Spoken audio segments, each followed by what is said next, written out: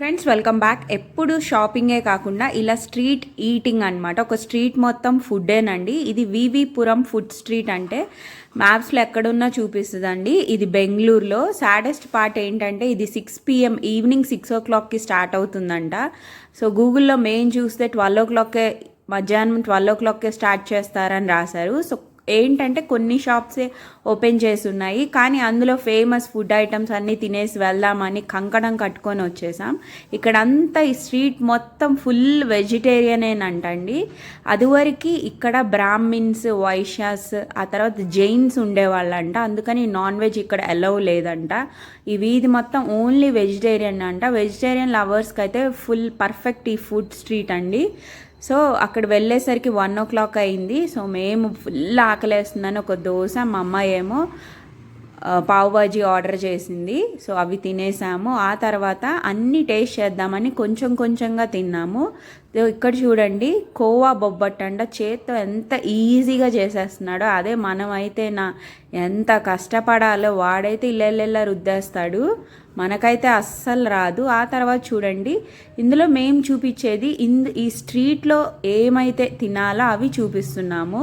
So ఇది butter దాబిల్లి అంట. ఇది కూడా పావ్ బజీ లాగే ఉంది. దీంట్లో కొంచెం కర్రీలాగా పెట్టేసి పీనట్స్, సేవ్, ఆనియన్స్ వేసాడు.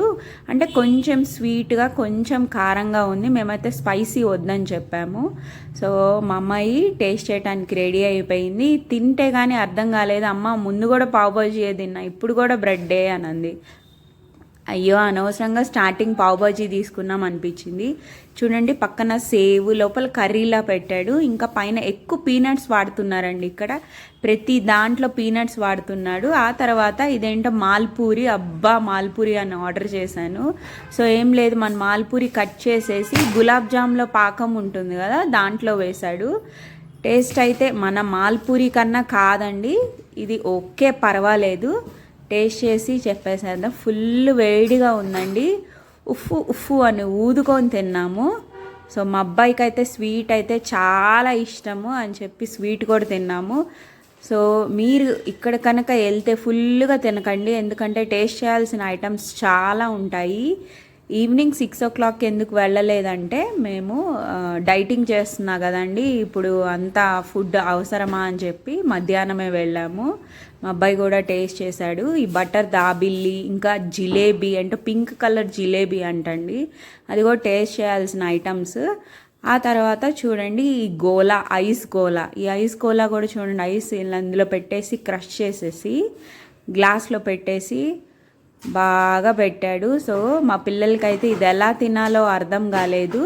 సో కలర్స్ వేసాడు. సో ఎప్పుడన్నా ఒకసారి ఇది టేస్ట్ చేయటానికి మాత్రమే టేస్ట్ చేసాం. ఇది 100 rupees అన్నాడు. ఏం లేదు అక్కడ, తొక్కలో కలర్స్ తప్పితే అనిపించింది. కాకపోతే మా పిల్లలు ఎప్పుడూ టేస్ట్ చేయలేదని చెప్పి తీసుకున్నాను. మాటికి ఇలా తీసుకోము కదా, సో ఎప్పుడైనా ఇలా కలర్స్ ఉన్నవి చాలా మంచివి కాదు. కాకపోతే అప్పుడప్పుడు టేస్ట్ చేయడానికైతే మంచిదే. కోలా ఫ్లేవర్ వేసాడన్న, కోలా ఫ్లేవర్ అస్సలు బాగాలేదు. కోలా ఫ్లేవర్ అసలు ఎప్పుడు తీసుకోకండి. కోలా అంటే చాలా బాగుంటుంది అనుకున్నా. రెయిన్బో కలర్స్ ఏమన్నా వాడికి అర్థమే కాలేదు ఏం చెప్తున్నానో. అన్ని కలర్స్ వేయరా బాబు అన్నాను. చివరికి ఏయో 2-3 కలర్స్ వేసాడు. ఎక్కువ ఎల్లో, బ్లూ కలర్ అయితే చాలా బాగుంది. మా పిల్లలు అయితే ఇది ఎలా తినాలో అర్థం కాలేదు. ఐస్ క్రీమ్ తిన్నట్టు తిన్నారు. ఐస్ క్రీమ్ తిన్నట్టు తినకూడదమ్మా, ఇది ఇలా అనాలి అని చెప్పాము. ఇద్దరైతే కొట్టుకున్నారు. 100 rupees అయితే ఎక్కువ అనిపించింది. బట్ ఎప్పుడో ఒకసారి కదా, వచ్చినాక ఇంకా వదిలిపెడతారా పిల్లలు? ఫస్ట్ నుంచి అదే పట్టుకొని గొడవ. బై ద వే మా ఛానల్ చూస్తున్నారు కానీ సబ్స్క్రైబ్ చేయట్లేదండి. చూడండి, మా అబ్బాయి అయితే ఐస్ క్రీమ్లా తింటున్నాడు. ఎదురే ఒక గుడి ఉంది.